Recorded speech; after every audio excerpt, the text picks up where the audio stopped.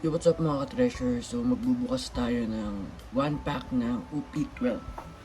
So, tingnan natin kung makakamanga tayo and i-review na rin natin siya. So, this is the 12 number for the series and nabili natin ito sa Toys R Us for only 119.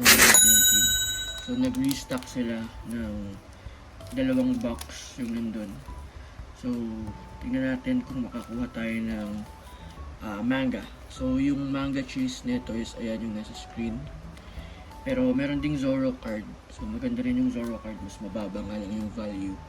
Pero, let's try. Let's see kung swertihin tayo. So, let's rip this one up. Pack magic. Let's go. So, I'm cutting the pack right now. So, ayan. Bukas na. Ay, kulang pa pala siya.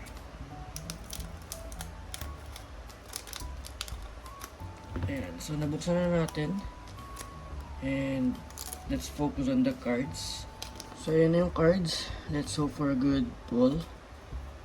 So si Shanks, common card, Robin Chuan,